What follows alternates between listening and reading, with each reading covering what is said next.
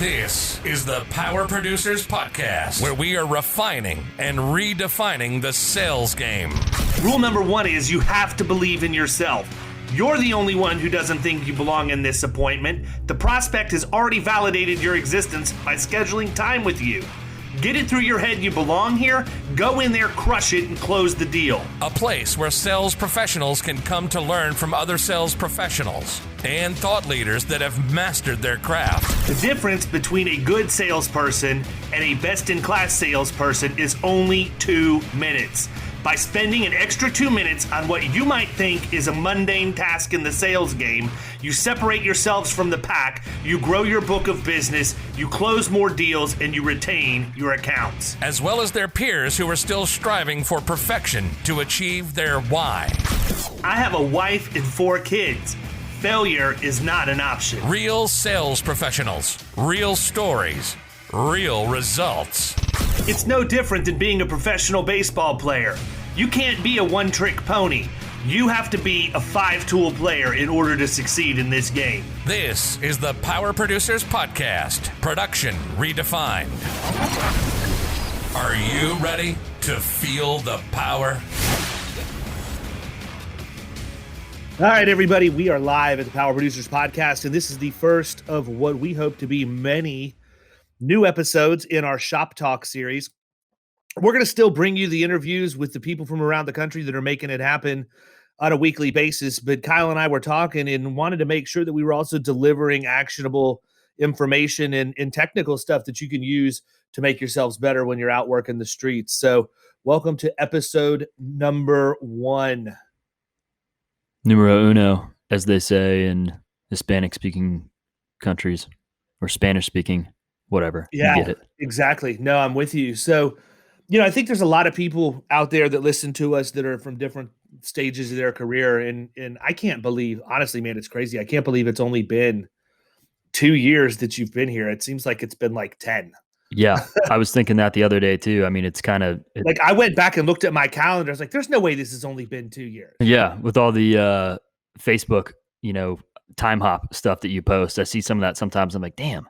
That was 2 years ago. It's crazy. Yeah, it is. It's nuts. So my question for you today, and I want you to, number one, I think that there's a lot of people out there that probably don't know what your story is, man. Why don't you give them a little bit of your background? I mean, you're not just the beautiful face with the beard.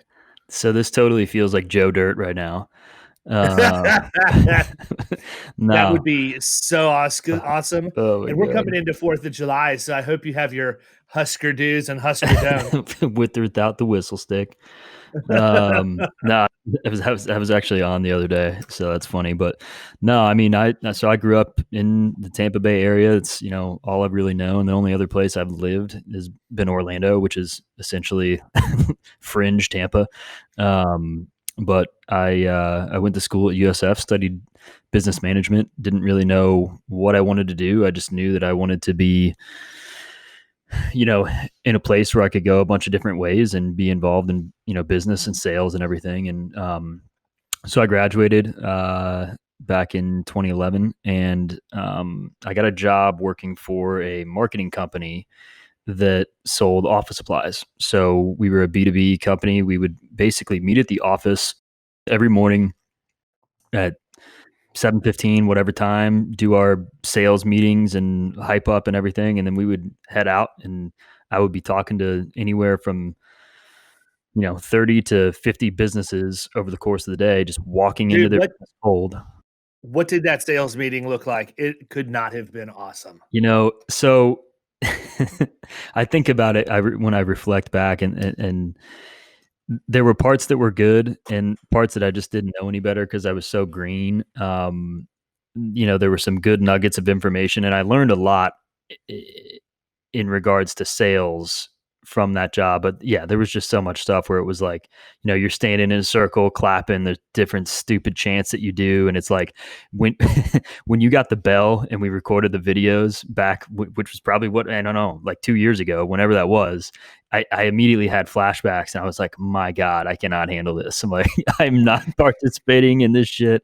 I'm not clapping for you. I don't care about your account that you just closed. Just leave me alone. But, no, so I mean, I was walking in cold to a bunch of businesses every single day and trying to sell them office supplies right on the spot. So a great experience. I was there for 5.5 years. I worked my way up to the assistant manager level where I was managing a team of.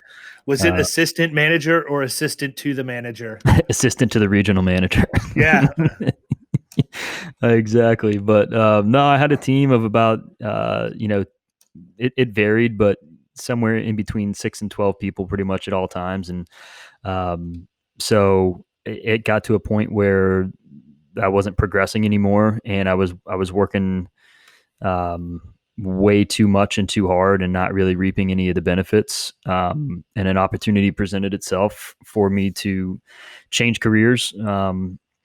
One of my wife's coworkers left where she was and went to a local PEO, and I'm sure there's a ton of insurance people on here that know what PEOs are, but for those who don't, it's a professional employer organization where they handle HR for businesses, payroll, workers' comp, employee benefits, and it's kind of a one-stop shop for all of that stuff. So, I interviewed there, and the timing was right, and I was working there, and that's where you and I met when I was there at Co-Advantage, and went out to lunch. A couple times, went out in the field a couple times doing drops, which was a fun experience. And one thing led to another. I guess I was there for almost 2 years, and they had they acquired another PEO, which is kind of how you do it in that industry. I mean, you basically grow organically from from business that you bring in, but most of the PEOs grow from acquiring other PEOs. So that happened, and kind of on our side of that acquisition, a lot of people got wiped, and I was one of them. I was the newest guy in the office, and it just, I understood, but I was pissed as shit because I was getting married in like a month. And I was like, I don't have enough stress already. I mean, like I remember getting pulled in there. I was like, you gotta be fucking kidding me right now. I'm like, you couldn't have, maybe, I don't know, waited or like given me some sort of heads up. So that was, I was a little sour about that, but I know that, did you literally make this decision today? Like, is this really the first time you heard about it, that you couldn't have at least leaked a little info to make the landing a little softer for me?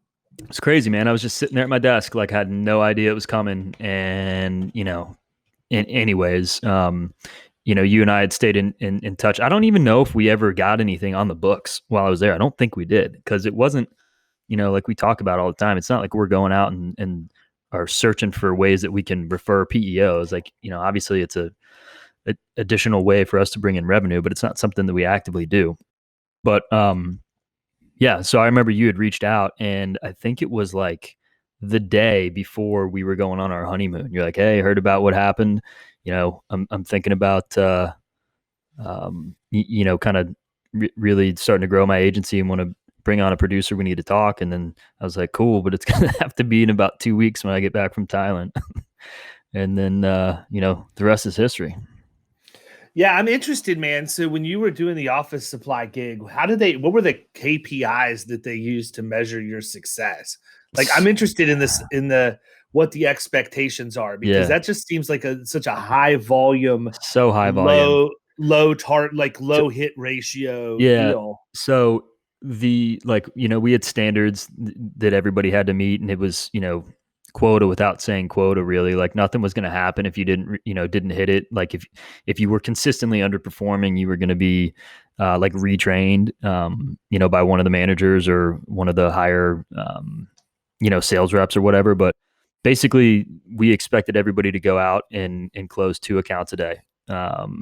2 accounts a day was the norm. It was pretty easy to do that once we had a pitch. I mean, it was simple. Like, we literally would walk in and say the same thing in every business. I would say the same stupid, cheesy icebreaker.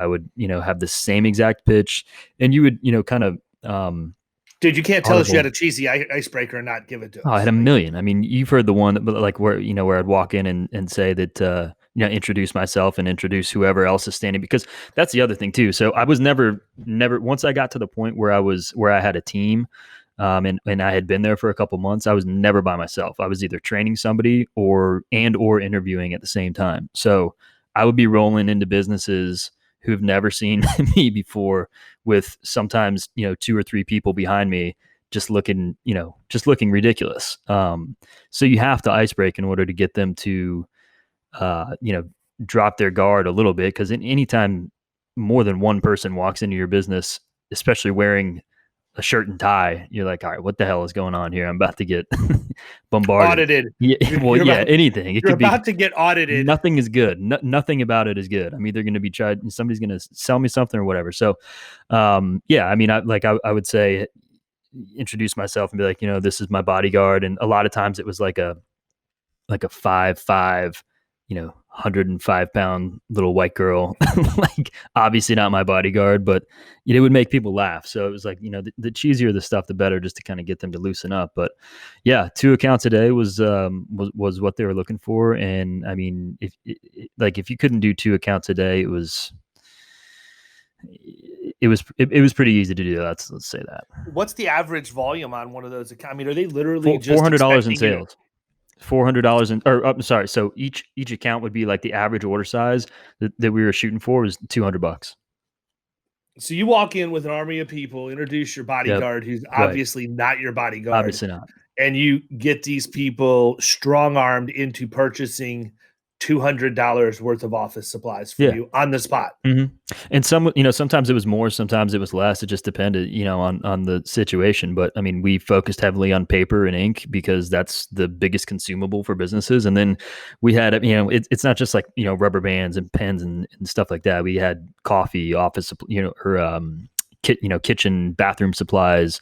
We would have crazy stuff too, like TVs, computers, stuff for, warehouses, like not full on machinery, but kind of, PPE, all sorts of stuff. So that it was, and honestly, if we were doing it the way we should, where we're going back and kind of, trying to upsell, and if we built that relationship, it wasn't hard to get our order size to that average that we needed it to be. But some days were definitely better than others, which is true in any industry. Yes. I mean, what was the strategy? What was your go-to where you're like, you know what, boom, I know if I walk in with this, I'm guaranteed to sell it. So a couple things. I would say definitely the people who had used this particular company before were much easier because I didn't have to introduce anything. They already knew we had ordered some stuff back a while back, but then the prices changed, like whatever their excuse was. And it was like, I would just come up with some, reason as to why that happened that may or may not have been true. And yes, it's the depletion of the fruit trees in Madagascar. Right. Yeah. We did some restructuring, lowered prices, blah, blah, blah, free shipping, whatever.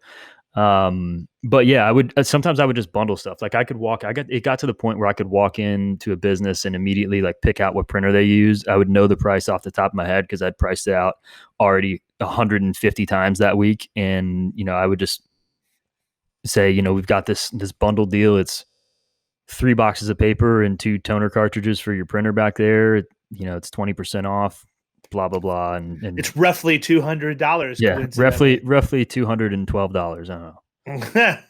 But that's how you get your average order size. Exactly. So you took the experience from there. How did that translate into what you did in the PEO industry?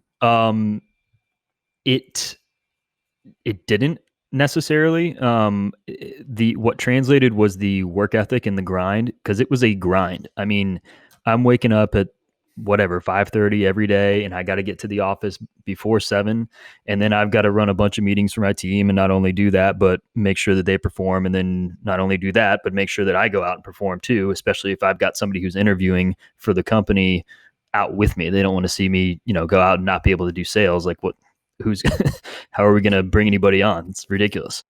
So the work ethic and the activity translated, the conversations were completely different because I was having them with different people than I would be having the PEO conversation with. And the PEO conversation was a higher level conversation.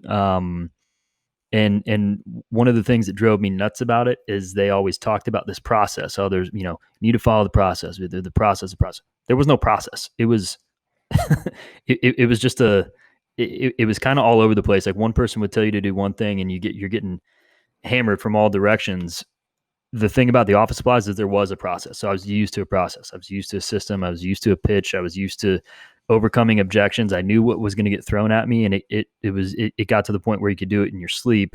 With the PEO, it was there was one thing that you were selling, and it was the PEO services. It was the workers' comp, the payroll, the HR, the benefits. With the office supplies, we had over 1 million products. I could go in, and it's much like insurance, which has translated. I could go in and pivot if I needed to. If they're like, oh, all of our printers are leased, and we get our paper from my brother-in-law who, whatever, has a lumber mill, and who cares? I could pivot and start talking about their Keurig machine that's in their, in their conference room or what have you. With the PEO, there was not a lot of pivoting. It was, you kind of had one opportunity to get in there, and if it made sense, great. And there's absolutely people who it makes sense for, but you've got to crank up the volume big time to get that to happen. Yeah, I got to believe the fall off in the funnel is huge. Yeah, for sure. I mean, it big time.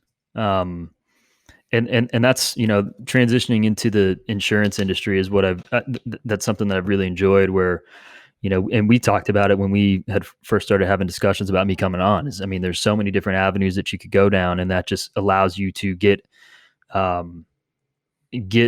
your point across to more people that in the PEO industry, it's not gonna make sense for.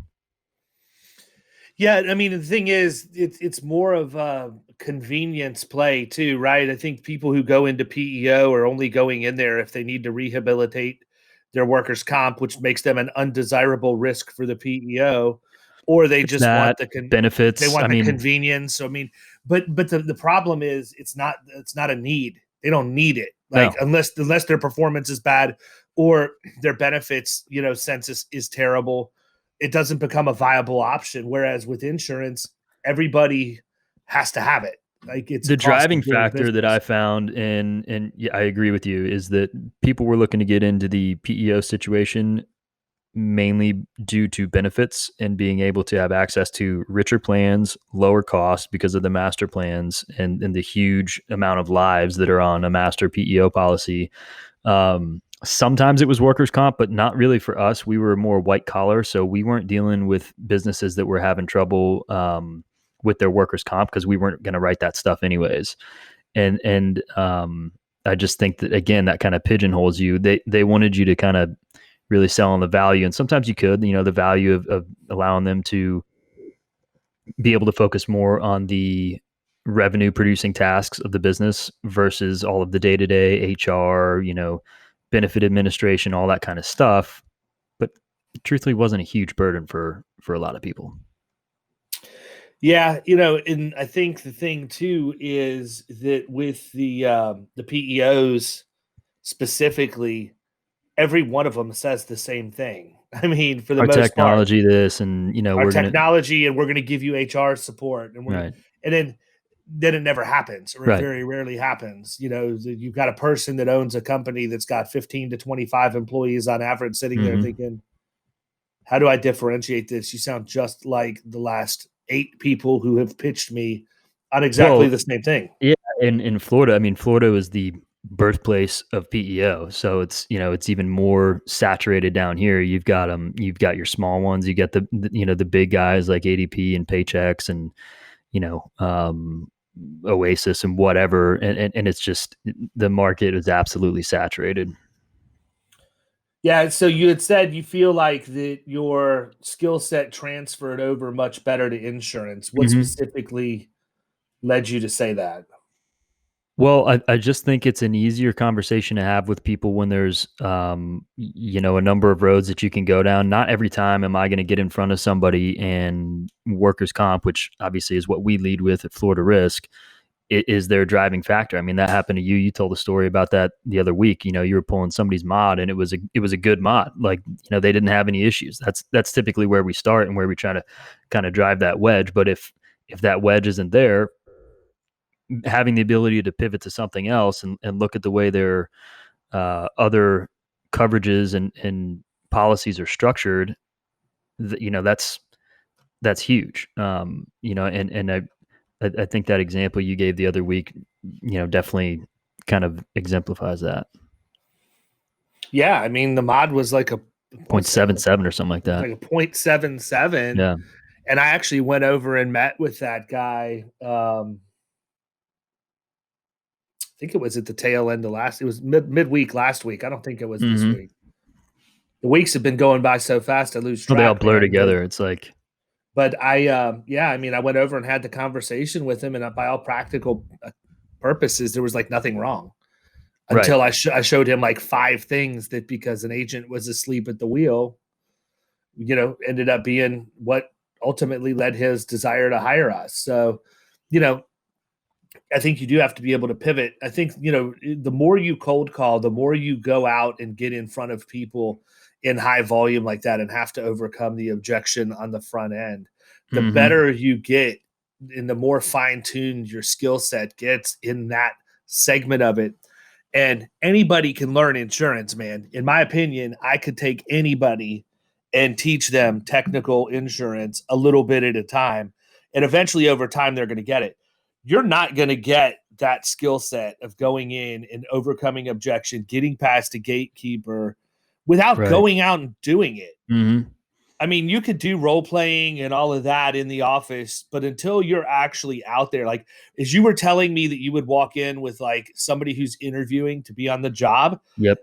You're far too kind, man. Because if it was me, I would go in there and I would just like start talking and then go stiff mid-sentence and clam up like I'd never had the conversation before, just to see if they could jump in and bail me out. Sometimes we would. I mean, they would have to know a little bit about, about the products we had and stuff like that. So if there was somebody who was really sharp, we would let them try. Like sometimes they would ask to be like, can I try the next one? I'm like, shit, yeah, go ahead, knock yourself out, dude. I remember on my interview, actually, like I was interviewing with the guy who ended up hiring me and was my team leader. And it was towards the end of the day. I've been with him all day. He was training this girl who was in like day 1,000,000 of training, and training was supposed to last like 1 week max. And so we're sitting there and she's just kind of fumbling around. We're at this place in Madeira Beach, this like kayak rental place. And, they've got customers in there. It's this little small place. The AC, like doors are open. It's hot as balls because it's the middle of summer and AC is not really working. The lady behind the counter is just like not getting it. And I'm like, finally, I just jumped in and I'm like, it's free shipping. The prices are lower. You order online. It's really simple. You just have to order some stuff today.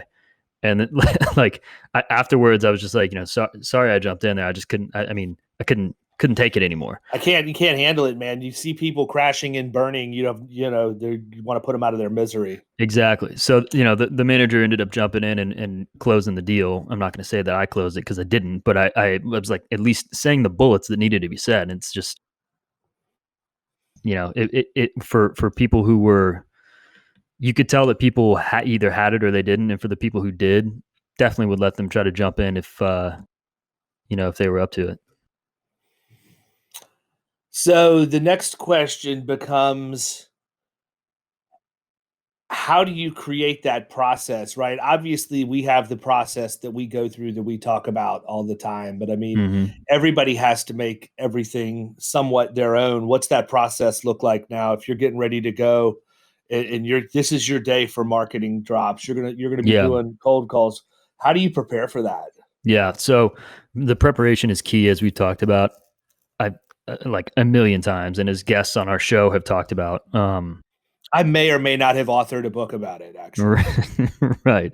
So, I mean, I'm preparing. So I would do drops when we were allowed to still see people in person, Tuesday, Wednesday and Thursday, if my schedule permitted it and didn't have other appointments on the, in those time slots. But I'm getting prepared on Friday the week before. I'm, researching everything I can about their business and the people who I may need to talk to, getting on LinkedIn and trying to find people for that company who, may or may not be decision makers, or even if I can find the gatekeeper, that's huge. If I can walk in ahead of time and know the gatekeeper's name somehow, like make them just think that I already know them, that we are friends, that maybe they've seen me in the past.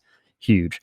So social media stuff, Facebook, LinkedIn, what have you, and then, try to find some stuff out about the business, get on Reference USA, see what their revenue's looking like. Does it fit in with what our target market is? Am I going to be wasting my time? Are they only a company that's doing whatever, $800,000 in sales, and maybe some of the info that I have is misleading. Like, I don't want to waste my time. So I'm going to spend, the 15, 20 minutes on the front end doing the research to make sure that they're a good fit for our value proposition. So that goes on Friday. And then, on Tuesday I hit it and, doing whatever, 8-10 drops, depending on how they go, and just trying to get in front of people. And the thing that's different that, I kind of appreciate now after doing the office supply thing is I'm not going in and putting the hard close on people and getting them to buy insurance from me, like right there. I had to do it for the office supplies. Like, I was, it was commission only. If I didn't sell some stuff, I wasn't eating dinner in 2 weeks, so I definitely have appreciated that, and knowing that I can go in and just put the work in to build that relationship and ultimately get in front of the right people, even though it's not going to probably, I don't want to meet with the decision maker usually when I go in and do a drop. It's not, I mean, if I do, it's great if they come out, but it's not going to be it'll be a very high level conversation. It's not going to be anything specific unless they just start offering up a whole bunch of information, in which case that would probably set off the alarms for me anyways, that something may not be right. Yeah, that they just happen to be sitting there reviewing their loss runs right as you were walking into the door. I mean, truthfully, if you hit enough volume, you're going to have that happen at some point. No, it happens. If you call on enough people, you're going to actually walk into places at exactly the right time. Mm-hmm. That's just the law of numbers, man, Yep. and the way that it works. Because truthfully, there are people who have issues. You just have to call on enough people to find them. Yeah, and that was. And I mean, for us, we know a lot of them that have issues before we ever walk in. Right. Part of it's educating them. That they have that issue because they don't realize it. Nobody's ever explained it to them before. Most of them don't. I mean, every once in a while you get somebody who really has, their finger on it and knows what's going on. But a lot of them don't even realize that there's an issue, or they just think that it's workers' comp. Hey, these things happen and there's nothing we can really do about it. But obviously that's not the truth. And that's where we get in there and kind of dissect everything and show them, hey, this is what we're going to be able to do to fix what you got going on. And nobody's ever told them before. Right. No, they have no clue. I mean, and it's crazy that it's that way because the tools are right there available for everybody. They just don't want to take the time to do it, man. Right. So you've been in this for 2 years now. What is one piece of advice that you would give to anybody that's looking to cut their teeth in middle market based on those 2 years that you've experienced specifically in PNC compared to any of the other sales stuff that you've done? I would say listening to what the prospects are saying more attentively, and being able to, because when you get an objection from a prospect, the chances are there's going to be a bunch of other people that have that same issue, whether it's an objection or just a question, but really focusing on it and trying to, identify trends so that you can be, better equipped. I think, initially getting into it, I was just, because there's so many different aspects of the insurance that you kind of get. I'm somebody who wants, I don't want to, get stuck in a situation where I'm constantly like not knowing the answer to something. So, that would, initially I was trying to avoid that. I would just say, that's been something that I've learned along the way. Yeah, I think that's good advice, and probably a good place for us to end. We were trying to keep these at about 30 minutes. I think you gave them 30 solid minutes of stuff that anybody who's got some sales experience can take and learn from as they go into this industry. So, look, man, have a good weekend, and we will chat soon. Cool. See you. You've been listening to the Power Producers Podcast. You can follow Killing Commercial Insurance on Facebook and YouTube. And if you want to take your game to the next level, check out our book, The Extra 2 Minutes, and our website, killingcommercial.com.